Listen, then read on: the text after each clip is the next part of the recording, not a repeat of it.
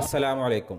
ഇത്തവണ പരിശുദ്ധ ഹജ്ജിന് നമ്മുടെ നാട്ടിൽ നിന്ന് 1.25 ലക്ഷം ഹാജിമാരാണ് വിശുദ്ധ ഹറമിലേക്ക് പോയത്. അതിൽ ഇതുവരെ ഈ ഒരു ഹജ്ജ് തുടങ്ങുന്നതിന് മുൻപ് ഏകദേശം ഒരു 10ഓളം ഹാജിമാർ വഫാത്തായി. ഹജ്ജ് തുടങ്ങിയിട്ട് അറഫയിലേക്ക് പോകുന്ന വഴി, അതോടൊപ്പം തന്നെ അറഫൊക്കെ നിൽക്കൽ കഴിഞ്ഞ് ഹജ്ജ് കഴിഞ്ഞിട്ട് സുഖമില്ലാതൊക്കെ ഏകദേശം ഒരു 16ഓളം മലയാളികളാണ് ഹാജിമാരായ ആളുകൾ, സ്ത്രീകളും പുരുഷന്മാരും അടങ്ങും വഫാത്തായത്. അള്ളാഹു അവരുടെയൊക്കെ ഹജ്ജും ഉംറയൊക്കെ അള്ളാഹു സ്വീകരിക്കട്ടെ. വലിയ സങ്കടം. അതിൽ ഒരുപാട് ആളുകൾ ഹജ്ജ് തുടങ്ങുന്നതിന് മുൻപ് മദീനയിലേക്ക് സിയാറത്തിന് പോയപ്പോൾ മരണപ്പെട്ട ആളുകളുണ്ട്. അതോടൊപ്പം മദീനയിൽ നിന്ന് വന്ന് സിയാറത്ത് കഴിഞ്ഞ് വന്ന് ഹജ്ജിന് മുൻപായിട്ട് മക്കയിൽ വെച്ച് മരണപ്പെട്ടു പോയ ആളുകളുണ്ട്. പിന്നെ ഹജ്ജ് തുടങ്ങിയിട്ട് മരണപ്പെട്ടു പോയ ആളുകളുണ്ട്. ഇപ്പോൾ നമ്മുടെ വീഡിയോ കാണുന്ന പലരുടെയും പ്രിയപ്പെട്ട ഉമ്മമാരോ ഉപ്പമാരോ വല്യമ്മമാരോ ഒക്കെ ആയിരിക്കാം ആ മരണപ്പെട്ട ആളുകൾ. ഞാൻ ആരുടെയും പേരൊന്നും പറയുന്നില്ല, കാരണം എല്ലാവരുടെ പേരും എൻ്റെ കയ്യിലിപ്പോൾ ലഭ്യമല്ല. അപ്പോൾ ആരുടെയെങ്കിലും പേരുകൾ വിട്ടുപോയതാണെങ്കിൽ അതൊരു വിഷമകരമാവണ്ടെന്ന് കരുതിയിട്ടാണ് ഞാൻ ആരുടെയും പേര് പറയാത്തത്. ലഭ്യമായ കുറച്ച് ഫോട്ടോസ് മാത്രമാണ് ഞാൻ കൊടുത്തിട്ടുള്ളത്. അപ്പോൾ നമ്മളെല്ലാവരും നമ്മുടെ ഈ വീഡിയോ കാണുന്ന, ഒരു പക്ഷേ എൻ്റെ വീഡിയോ കാണുന്ന പലരുമായിരിക്കാം ആ കുടുംബം. ഞാനങ്ങനെ പറയാൻ കാരണം പലരും എനിക്ക് വിളിച്ച് ഞങ്ങൾ ഹജ്ജിന് പോവുകയാണെന്ന് പറഞ്ഞ് യാത്ര പറഞ്ഞ ഒരുപാട് ഉമ്മമാരുണ്ട്. ഞാൻ അവരുടെ നമ്പറുകളോ പേരൊന്നും സേവ് ചെയ്ത് വെച്ചിട്ടില്ല. ഒരു പക്ഷേ നമ്മുടെ ചാനൽ കാണുന്ന, വിസാൽ മീഡിയ ഇഷ്ടപ്പെടുന്ന കുടുംബത്തിലുള്ള ഉമ്മമാരോ വല്യമ്മമാരോ വല്യപ്പമാരൊക്കെ ആയിരിക്കാം ആ മരണപ്പെട്ട് പോയിട്ടുണ്ടാവുക. ഏതായാലും വളരെ വലിയ ഭാഗ്യവാന്മാരാണ് അവർ. ഹബീബായ റസൂലുള്ളാഹിൻ്റെ ഇഷ്ടപ്പെടുന്ന ഹറമിൽ വെച്ചിട്ട് അവരുടെ ഭൗതിക ശരീരം അള്ളാഹുവിലേക്ക് പോകാമെന്ന് പറഞ്ഞാൽ, അവർ റൂഹ് അള്ളാഹുവിലേക്ക് പോകാമെന്ന് പറഞ്ഞാൽ അവരത്രമേൽ ഭാഗ്യം ചെയ്തവരാണ്. വളരെ സുരക്ഷിതമായിട്ട് നടന്നൊരു ഹജ്ജാണ്. 17 ലക്ഷം ആളുകളാണ് ഇത്തവണ ഹജ്ജ് ചെയ്തത്. യാതൊരുവിധ പകർച്ചവ്യാധികളില്ല, പ്രശ്നങ്ങളില്ല. ഇതിന് മുൻപത്തെ പോലെ അനിയന്ത്രിതമായിട്ടുള്ള ആളുകൾ വന്നുള്ള തിക്കും തിരക്കുകളില്ല. ഇത്രയും വരുന്ന 17 ലക്ഷം ആളുകളെ നിയന്ത്രിക്കുക എന്ന് പറഞ്ഞാൽ അതൊരു മനുഷ്യന് അസാധ്യമായ സംഗതിയാണ്. പക്ഷേ അത് അള്ളാഹുവിൻ്റെ ഒരപാരമായ അനുഗ്രഹം അവിടെ ഉള്ളതുകൊണ്ടാണ് എല്ലാം സിസ്റ്റമാറ്റിക്കായിട്ട് സൗദി അറേബ്യയിലെ സുരക്ഷാ സേനക്കും സുരക്ഷാ ഗാർഡിനും അത് പൂർത്തീകരിക്കാൻ കഴിഞ്ഞത്. ഞാൻ വിശ്വസിക്കുന്നത് അങ്ങനെയാണ്. കാരണം നമ്മളൊരു വീട്ടിൽ തന്നെ ചെറിയൊരു ഫംഗ്ഷൻ വെച്ച് കഴിഞ്ഞാൽ ആ ഫംഗ്ഷനിൽ നമ്മൾ എന്തുമാത്രം ബുദ്ധിമുട്ടലുണ്ട്. ഒരു 10 ആൾ വന്നാൽ 50 ആൾ വന്നാൽ നമ്മളൊരുപാട് പ്രയാസപ്പെടും അതൊക്കെ ഒന്ന് മാനേജ് ചെയ്യാൻ. ഇവിടെ 17 ലക്ഷം ആളുകൾ വന്നു. ആ വന്ന ആളുകൾക്ക് എന്തായാലും ഇത്രയും ആളുകൾ വരുമ്പോൾ ഇത്രയും ആളുകൾ മരണപ്പെടുക എന്ന് പറഞ്ഞാൽ അതൊരു അസ്വാഭാവികമായ ഒന്നുമല്ല. അപ്പോൾ നമ്മളുടെ പ്രിയപ്പെട്ട ആളുകൾ യാത്ര പറഞ്ഞ് പോയ ഹാജിമാരാണ്. ചിലരൊക്കെ ഉമ്മയും വാപ്പയും കൂടി പോയിട്ട് ഉമ്മ മാത്രം തിരിച്ചു വരിക, ഉമ്മയും വാപ്പയും കൂടി പോയിട്ട് വാപ്പ മാത്രം തിരിച്ചു വരിക. പലരും വാപ്പയും ഉമ്മയും മക്കളും കൂടി പോയിട്ട് അവരൊക്കെ ആരൊക്കെയോ തിരിച്ചു വരാതെ ആ മണ്ണിൽ കബറടക്കാനാണ് അവരുടെ ഒരു വിധി. ആ മണ്ണിൽ മരണപ്പെടുമ്പോൾ നമ്മുടെ കൽബിൽ റസൂലുള്ള ഉണ്ടോ, നമ്മുടെ കൽബിൽ റസൂലുള്ള ഉണ്ട് എന്നുണ്ടെങ്കിൽ നമ്മൾ ഭാഗ്യവാന്മാരാണ്. ഇപ്പം നമ്മൾ ആ ഒരു സമയത്ത് ഈ ഹജ്ജിന് പോയിട്ട് പല പ്രായാധിക്യം കൊണ്ടുള്ള അസുഖങ്ങളും ചൂടും നടത്തവും ക്ഷീണും പല അസുഖങ്ങളും കാരണമാണ് പല ആളുകളും മരണപ്പെട്ടിട്ടുള്ളത്.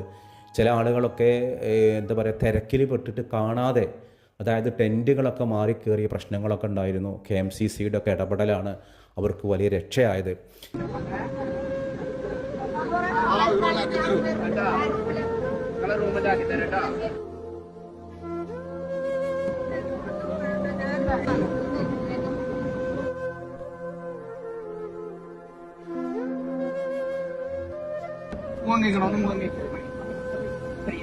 കിച്ചന്റെ ബാക്ക് സൈഡ്, ടെന്റിന്റെ ബാക്ക് സൈഡിലാണ് കിച്ചൺ വരിക. ഒന്നും കൊണ്ട് വിഷമിക്കണം, ഭയങ്കര പാനിക്കാണ്.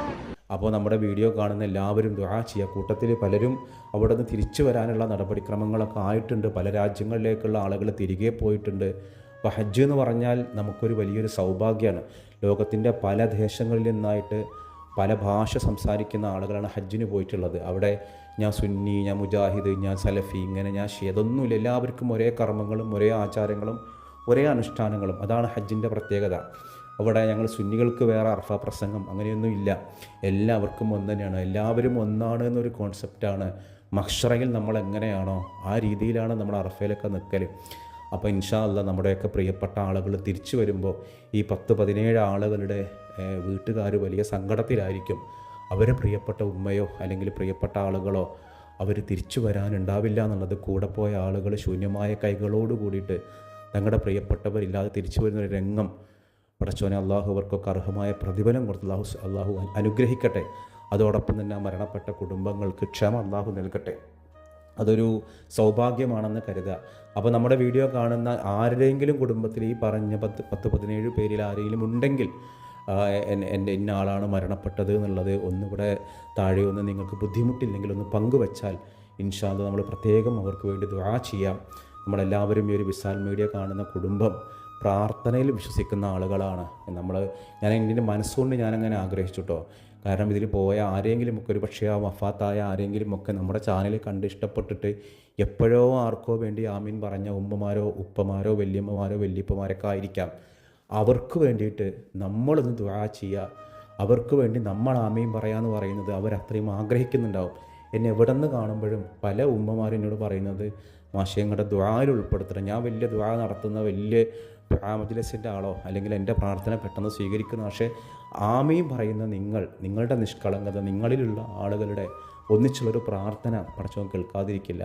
അപ്പോൾ ആ വല്യമ്മമാരും വല്യപ്പന്മാരും നമ്മുടെ ചാനൽ കണ്ട് ഇഷ്ടപ്പെടുന്നത് എൻ്റെ ഭംഗി കണ്ടിട്ടോ എൻ്റെ അഭംഗി കണ്ടിട്ടോ എൻ്റെ ചാനലിൻ്റെ വലുപ്പം കണ്ടിട്ടോ ചെറുപ്പം കണ്ടിട്ടോ അല്ല, ഇതിൽ പ്രാർത്ഥിക്കുന്നു എന്നുള്ളത് കൊണ്ടാണ്. നമ്മൾ ആർക്ക് വേണ്ടിയിട്ട് നമ്മൾ പ്രാർത്ഥിക്കലുണ്ട്. അപ്പോൾ ആ പ്രാർത്ഥനയിൽ ആ മരണപ്പെട്ടു പോയ ആളുകൾ നമ്മുടെ ചാനൽ കാണുന്ന ആളുകളാണെങ്കിൽ അത് അവരാഗ്രഹിച്ചിട്ടുണ്ടാകുമെന്ന് അപ്പോൾ അതുകൊണ്ട് തന്നെയാണ് നമ്മൾ പ്രാർത്ഥിക്കുന്നത്. അങ്ങനെ ഉണ്ടെങ്കിലും ഇല്ലെങ്കിലും അള്ളാഹുവിൻ്റെ ഹജ്ജും ഉംറയൊക്കെ സ്വീകരിക്കട്ടെ. കൂട്ടത്തിൽ നമുക്കും വലിയ ആഗ്രഹമുണ്ട് ഹജ്ജിന് പോകണം. ഹജ്ജിനൊന്ന് പോകാൻ കഴിയാമെന്ന് പറഞ്ഞാൽ നമ്മുടെ കയ്യിൽ പണവും സൗഭാഗ്യവും ഒക്കെ ഉണ്ടെങ്കിലും തൗഫീഖ് എന്ന് പറയുന്ന സാധനമുണ്ട്. ആ തൗഫീഖ് അള്ളാഹിൻ്റെ ഒരു വിധി ഉണ്ടെങ്കിൽ മാത്രമാണ് അതൊക്കെ നടക്കുള്ളൂ. അള്ളാഹു അതൊക്കെ നമുക്ക് അനുകൂലമാക്കി തരട്ടെ. അപ്പോൾ ഇത്രയും ആളുകൾ അവിടെ നിന്ന് 10-17ഓളം ആളുകൾ പല പല കാരണങ്ങളാലാണ് മരണപ്പെടുന്നതൊന്നും മരണപ്പെട്ട ആളുകൾ ആരും പ്രായം കുറഞ്ഞ ആളുകളല്ല. ഇതിനു മുൻപ് നമ്മൾ പറഞ്ഞിട്ടുണ്ട് ഹജ്ജിനൊക്കെ പോകുന്ന സമയത്ത് ശാരീരികമായ ആരോഗ്യമുള്ള ആളുകൾ മാത്രമേ ചെയ്യാവൂ ഹജ്ജിനുങ്ങൾ മക്കൾ വാപ്പാരെ പറഞ്ഞേക്കുമ്പോൾ ശ്രദ്ധിക്കുക. സുഖമില്ലാത്ത വാപ്പാരാണ്, ആരോഗ്യം അത്ര പെർഫെക്റ്റ് അല്ലെങ്കിൽ അവർക്ക് ഹജ്ജ് നിർബന്ധമല്ല. സാമ്പത്തികമായിട്ടുണ്ടെങ്കിലും അവർക്ക് ഹജ്ജ് നിർബന്ധമല്ലല്ലോ. ആഗ്രഹം ഉണ്ടാവും ഉള്ളിൽ മക്കളെങ്ങാനും പോകട്ടെ. എന്നാലും അവർക്കൊരു വലിയ ആത്മവിശ്വാസമല്ല, എനിക്ക് കുഴപ്പമൊന്നും ഉണ്ടാവില്ലടാ എന്ന് പറഞ്ഞിട്ടാണ് പലരും ഇറങ്ങുക. പക്ഷെ അവിടെ നിന്ന് ഒരുപാട് നടക്കാനും ഒരുപാട് ശ്രമകരവുമാണ്, നല്ല ചൂടും. ഇനി വരുന്നൊരു ഹജ്ജ് കുറച്ചൊരു വസന്തകാലത്തേക്ക് മാറുകയാണ്. ഇപ്പോഴുള്ള ഹജ്ജൊക്കെ കനത്ത ചൂടായിരുന്നു, നല്ല ഉഷ്ണക്കാറ്റൊക്കെ അടിച്ചിരുന്നൊരു സമയമാണ്. അപ്പോൾ നമ്മൾ ഹജ്ജിന് പറഞ്ഞാക്കുന്ന സമയത്ത് ചൂടിനേക്കാൾ പ്രശ്നമാണ് തണുപ്പ് എന്നുള്ളതാണ്. അവിടുത്തെ കാലാവസ്ഥക്ക് അനുയോജ്യമായ ഒരവസ്ഥ ഉണ്ടെങ്കിൽ മാത്രമേ നമ്മുടെ ഉപ്പാനെയും ഉമ്മാനെയും ഒക്കെ നമ്മൾ ഇവിടേക്ക് പണം കൊടുത്തിട്ട് ഹജ്ജിന് പറഞ്ഞേക്കാവൂ. ഈ മരണപ്പെട്ടു പോയ ആളുകൾ പലരും സ്വകാര്യ ഗ്രൂപ്പിൽ പോയവരും സർക്കാർ ഗ്രൂപ്പിൽ പോയ ആളുകളൊക്കെ ഉണ്ട്. പലരും അടുത്ത ദിവസം തന്നെ നാട്ടിലേക്ക് എത്തും. അപ്പോൾ സ്വീകരിക്കാൻ കുടുംബക്കാരും കൂട്ടക്കാരും ഒക്കെ വരുമ്പോൾ ചില കുടുംബങ്ങൾ മാത്രമാണ് തങ്ങളുടെ പ്രിയപ്പെട്ടവർ വരാത്തതിൻ്റെ ഒരു വിഷമമുണ്ടാവുക. പ്രിയപ്പെട്ട ആളുകൾ പ്രത്യേകിച്ച് പേരക്കുട്ടികളൊക്കെ വല്യമാരൊക്കെ പോയി കഴിഞ്ഞാൽ അവർ കൊണ്ടുവരുന്ന ഒരു സ്വീറ്റ്സിന് കാത്തിരിക്കുന്ന കുട്ടികളുണ്ടാവും. അപ്പോൾ എനിക്കറിയാവുന്ന 1-2 പേഴ്സണലി എനിക്കറിയാവുന്ന ഈ മരണപ്പെട്ടു പോലെ 1-2 കുടുംബങ്ങളാണ് എനിക്കുള്ളത്. നാട്ടിലൊക്കെ വളരെയധികം സാമൂഹ്യ പ്രവർത്തനങ്ങളൊക്കെ നടത്തിയിരുന്നൊരു ഉമ്മ അവിടെ നിന്ന് മരണപ്പെട്ടത് കേട്ടപ്പോൾ സുഹൃത്തിനോട് പങ്കുവെച്ചു. നാട്ടിൽ വലിയ കാരുണ്യ പ്രവർത്തനങ്ങൾ നാട്ടുകാർക്ക് വേണ്ടിയിട്ട് എന്തും ചെയ്യുന്നൊരു സാമൂഹ്യ പ്രവർത്തകയായിരുന്നു. അവർ ഹജ്ജിന് പോയിട്ടും അവിടെയും അവർ പ്രവർത്തിച്ചിരുന്നു. പക്ഷേ പടച്ച റബ്ബിൻ്റെ ഒരു വിധി മരണപ്പെടാനായിരുന്നു എന്നുള്ളതാണ്, അവിടെ നിന്ന് വഫാത്താവാനായിരുന്നു. അങ്ങനെ ഒരുപാട് പേരുകളുണ്ട്. അപ്പോൾ നമ്മൾ ആരുടെയും ഒരു പ്രത്യേകിച്ചിട്ട് പേരെടുത്ത് പറഞ്ഞിട്ടില്ല. ഈ ഏറ്റവും ഒടുവിൽ മരണപ്പെട്ട കുറച്ച് പേരുടെ ഫോട്ടോസ് മാത്രമാണ് ഞാൻ ചെയ്തിട്ടുള്ളത്, തൽക്കാലം ഞാൻ കൊടുത്തിട്ടുള്ളത്. പഠിച്ചവർക്കെല്ലാം അറിയാലോ. അള്ളാഹു അവരുടെ ഹജ്ജും ഉംറയൊക്കെ സ്വീകരിക്കുമാറാകട്ടെ. അപ്പോൾ നമ്മൾ ഈ ചാനൽ കാണുന്ന വിസാൽ മീഡിയ കുടുംബം ആ ഹാജിമാർക്ക് വേണ്ടി, ഒരു ഹാജിമാർ തന്നെയാണ് പറയേണ്ടത്, അവർക്ക് വേണ്ടി പ്രത്യേകം ദുആ ചെയ്യുക. പിന്നെ നിങ്ങൾ ഈ വീഡിയോ കാണുന്ന നിങ്ങളുടെ ആരെങ്കിലും അങ്ങനെ ഹജ്ജിന് പോയിട്ട് വഫാത്തായിട്ടുണ്ടെങ്കിൽ നിങ്ങൾക്ക് വിഷമകരമല്ലെങ്കിൽ അതൊന്ന് താഴെ പങ്കുവെച്ചാൽ നമുക്ക് അറിയാനൊരു ഉപകാരമാവും. അതോടൊപ്പം നമുക്ക് പ്രത്യേകം ദുആയും ചെയ്യാം. അള്ളാഹു നമ്മുടെയൊക്കെ ഹലാലായ ഉദ്ദേശങ്ങൾ അള്ളാഹു ഹാസിലാക്കി തരട്ടെ.